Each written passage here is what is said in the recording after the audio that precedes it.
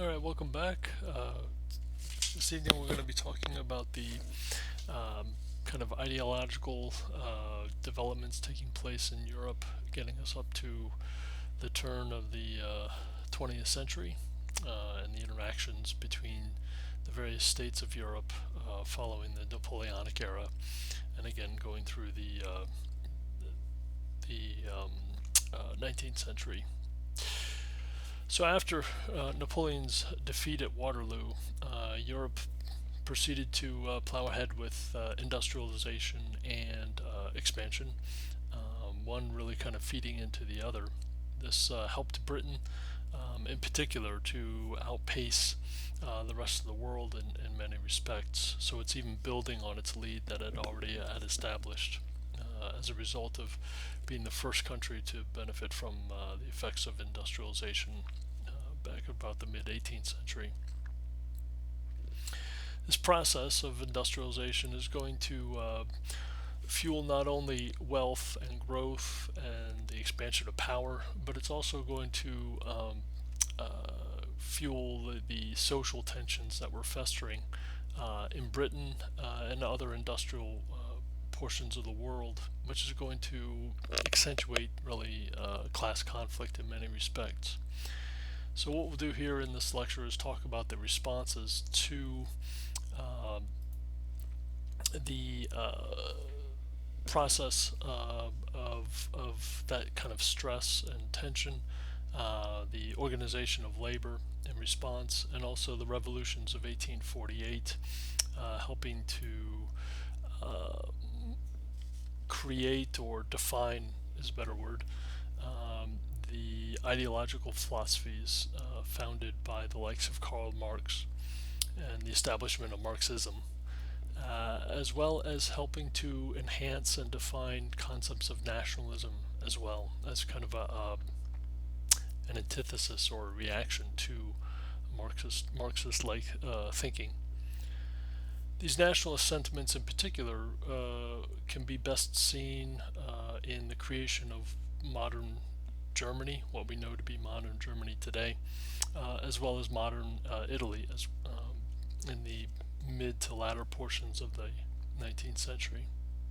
Nationalist threats also stood to undermine and kind of cripple existing empires, specifically the Ottoman Empire, which was kind of having to deal with various multi ethnic, multicultural populations within its borders, but also the Austro Hungarian Empire, which suffered from the same characteristics. After Napoleon's defeat in 1815, you have the establishment of what historians often define as the long peace. And so, what we'll do is also kind of talk about the diplomatic policies that are being put in place, the treaties that are going to help establish these modern states of Italy and Germany in particular, but also kind of begin to help us understand how the historical narrative begins to hone in or zero in on the issues that trigger the First World War in 1914. We'll also take a look at the Crimean War erupting in the roughly in the very middle of the 19th century and the ramifications that that holds as well for the various powers in this new uh, balance of power in Europe following Napoleon. As for post Napoleon Europe, you have in what was known as the Congress of Vienna a new round of diplomacy taking place, led by the likes of Prince Clemens von Metternich. He was the Austrian Prime Minister of the Austro Hungarian state during this period of time, and he was quite conservative and anti constitutional in his outlook, his perspective, worldview. So he was pro monarchical in his approach to diplomacy, and also an absolutist as far as how he felt power should be applied. Yet he was really kind of the standout member in the being the or serving as the architect in constructing a new post-war order in Europe. One of his most landmark kind of principles, I suppose, was calling for what was known as the Concert of Europe, establishing this new balance of power between the major powers in the continent. France returned to its pre-revolutionary borders, and Louis XVIII was installed as the new head of state within France. Prussia and Austria expanded their territorial holdings, uh, which helped to establish a German confederacy, kind of consolidating greater portions or more minor principalities under Prussian control. And this helped to replace the kind of corpse of the Holy Roman Empire and that state structure or any remnants that existed there too. It created new kingdoms as well, kingdoms such as the Kingdom of the Netherlands and also the Kingdom of Poland. Switzerland was established with its more modern kind of concepts of its boundaries today. And there was a restoration of legitimate regimes in places such as Spain, Sardinia, and also the Papal States. The idea of concert, kind of in quotes, was to create a lasting balance of power between the states of Europe. Conceptually, this lasted until the era of 1914, which would usher in a new reconstructed Europe at that time. But this period from 1815 to 1914, roughly that century there, was described as this period of the long peace.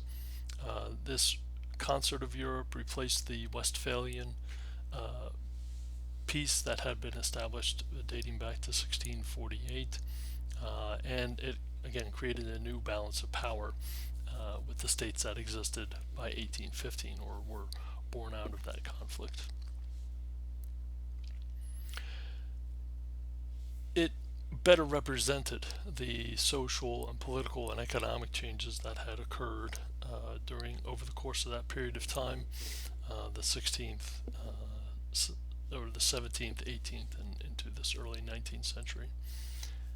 And as those developments continued to change and evolve or devolve, depending on your view, this would also begin to test the peace and the balance of power as it existed within the Concert of Europe as well. So it's there is a certain life cycle, you might say, to diplomacy and to the kind of diplomatic apparatus that's put in place to meet the needs of a certain time and place and peoples. So it begins to lose its effectiveness over the decades, and the Concert of Europe was no exception. One of the greatest aspects of change that was taking place in throughout the 19th century was in the era or the realm of economics. Again, with the continued process of industrialization and the rise of a new set of interests that came about as a result of industrialization. So just to recap again, you have a typical workday lasting anywhere from 12 to 16 hours, 6 days a week. There was usually a half hour for lunch. There was no minimum wage. There was no security of employment, no workers' compensation. If a worker was unable to meet the needs of his or her duties, then that person would be replaced rather easily, especially if they were unskilled labor. There was no paid time off of any sort, no pensions, and there was also child labor that was put to use. Children were easily exploited, and typically they were more obviously submissive than adult authority, and they were cheap. Children were paid anywhere from 1/3 to 1/6 of a grown man in the same line of work. They were plentiful as well as far as demographics are concerned. In 1821, about 1/2 of Britain's population was under the age of 21. Roughly a decade or so later, by 1838, children under the age of 18 made up 29% of the workforce in cotton mills.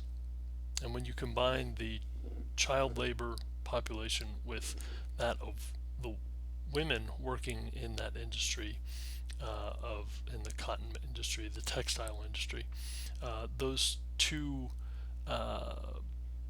groups comprised 2/3 of the that industry's labor force. With regard to women, they worked a variety of jobs, not only in the textile industry but also more physical pursuits, such as mining. They were paid half as much as their male counterparts, or less in some cases. And there were also no regulations in areas of public health, education, consumer protections. There were no food standards set, and there were no housing standards either. So it was a pretty the social safety net, as we may understand it today, did not exist during this period of time, really, in any way, shape, or form. And so this led to the stratification of social classes. There was wealthy, middle class people who tried to insulate themselves from not only the poor, but also from the hardships of urban life. And this was rather characteristic, this social stratification was characteristic of virtually all industrialized societies. And as a result, tensions became more entrenched and perspectives hardened, both in populations among the workers, but also among the owning class, the governing or ruling class, the elites as well.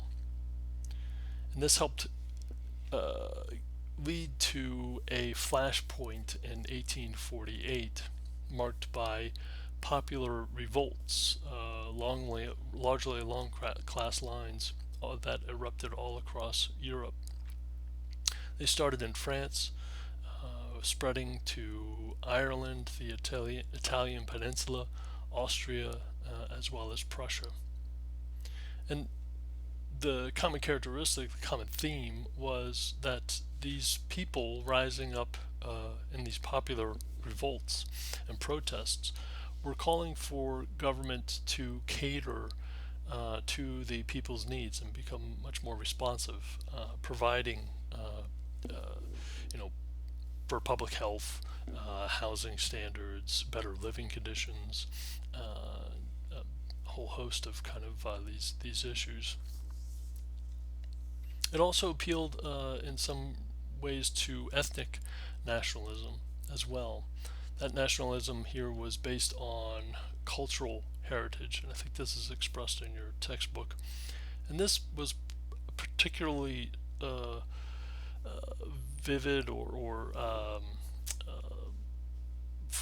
key threat to multicultural empires, such as the Austro-Hungarian Empire, as well as the Ottoman Empire. But it was really the Austro-Hungarian Empire that suffered in 1848, where in particular the Hungarian population within the borders of that empire wanted to break away. They wanted to go their own way as far as self-determination was concerned. These revolting populations also wanted to have greater leverage in the halls of power, and so therefore they embraced more constitutional forms of government and greater empowerment of those ranks of office. These revolutions of 1848 were short lived and they were brutally repressed in every instance. So all these revolts failed, including a brief constitutional experiment within the German Confederacy. It just when the autocrats, the more conservative members of the political elite, regained and reestablished control, they cracked down on efforts to try and maybe have government serve for a wider segment of society, of the German society. What's significant about all of these revolutions, all of these uprisings, was that it in part gave rise to Marxist ideology. This was best expressed by Karl Marx, for which the ideology is named, and his associate Friedrich Engels. Together, these two individuals wrote Das Kapital and the Communist Manifesto shortly after the 1848 revolutions. Marx himself was a German political philosopher, and he's trying to explain these popular revolts and codify or record what they, what in his ideas their larger mission was. And he cited specifically the need or a need for workers to seize political power, to essentially create a workers' utopia by force. The idea was, according to Marx, that this would help foster or help usher in a stateless society where private property would be abolished and resources would be shared equally among all members of a given population. And there would be no need for any type of class distinction. So it's a philosophy that's based and steeped in equality. It is a stark counter ideology to the established aristocratic, absolutist, and elitist models that were in place in mid-century Europe during the 19th century. It was also against monarchy as well, as you might expect, being kind of an elitist type of power structure. Another philosophical movement that took place during the early portions of the 19th century was that of Romanticism and the Romantic movement. This was a reaction against the rational and enlightened movement that had preceded it by 50 to 75 years, that had been established in the 18th century. Again, to just recap, the Enlightenment era was one that was heavily focused on examining the kind of mechanical and industrial trappings of everyday life and trying to understand and really codify existence and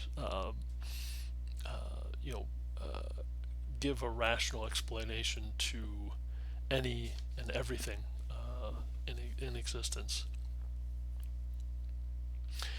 So the Romantic movement is more representative of the emotional aspects of human existence.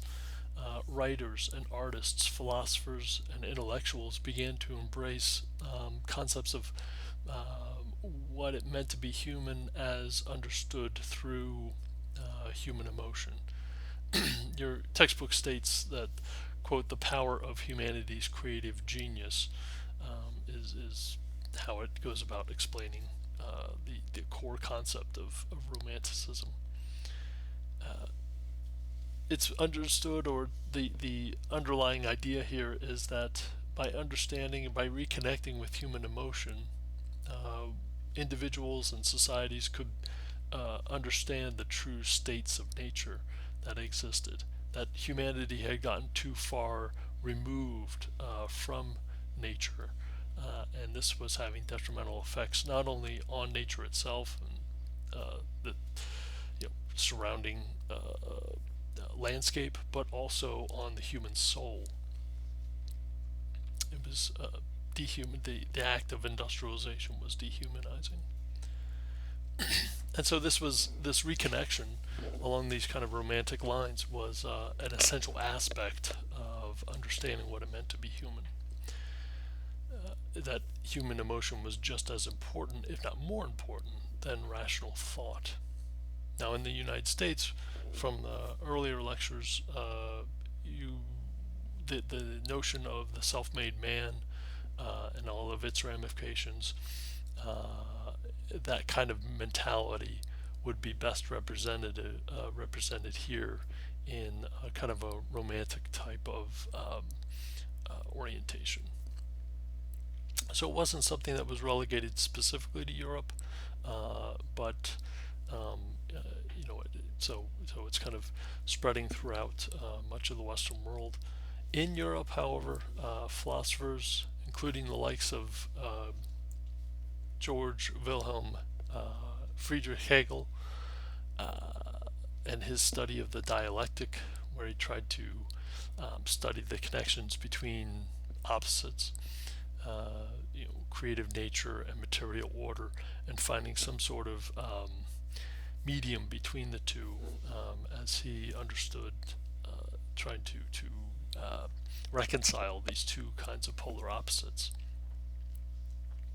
Writers of this era, kind of this romantic era, would be best characterized by the writings of Jane Austen, the Bronte sisters, Charlotte, Emily, and Anne. Also, Mary Shelley's Frankenstein is another excellent example of the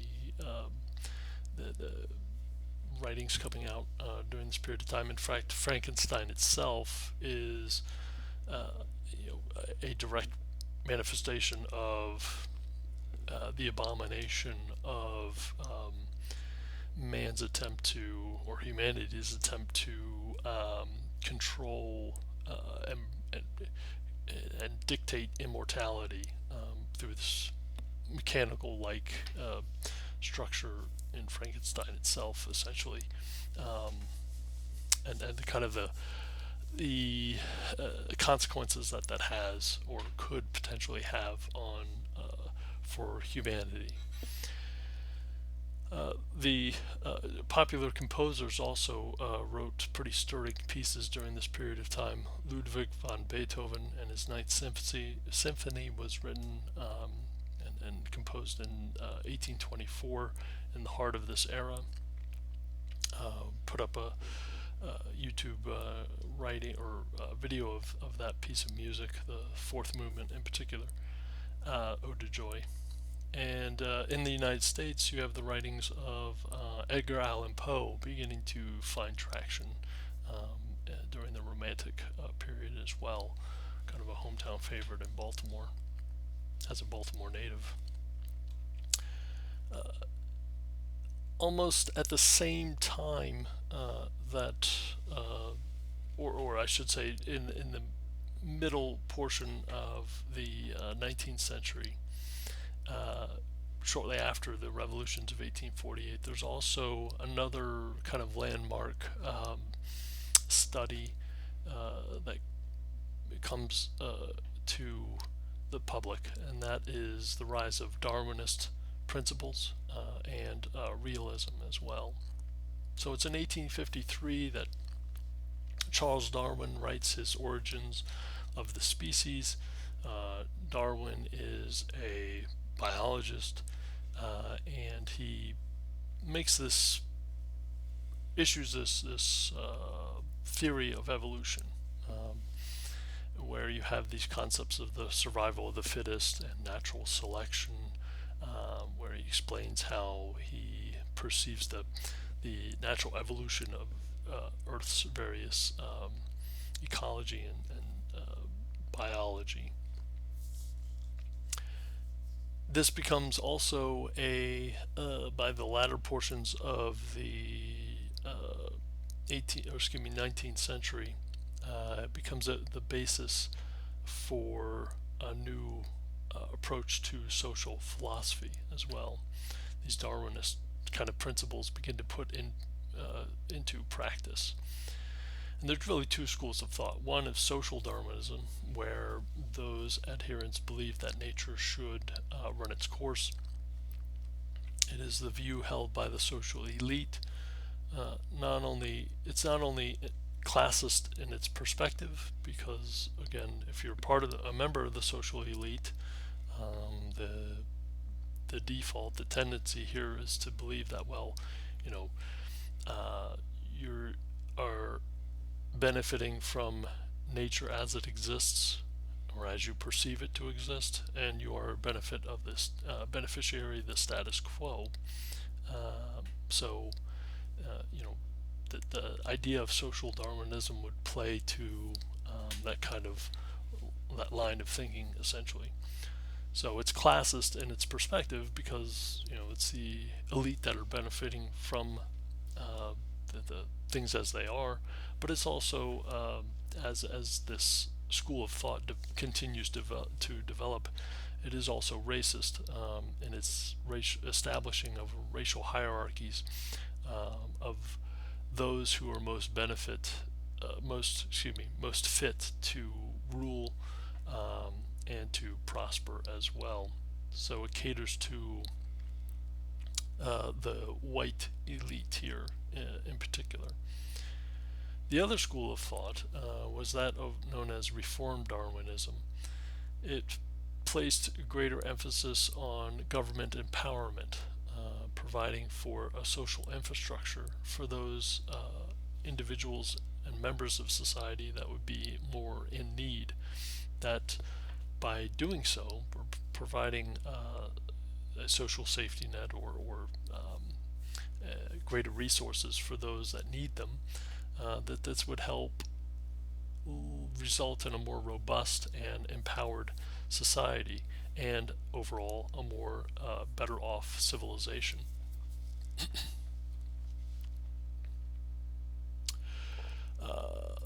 Let me just check. Okay, let me pause here, and before continuing on with state building and the diplomatic trends that are beginning to take place or establish themselves in the latter part of the 19th century. So stay tuned and I'll come right back.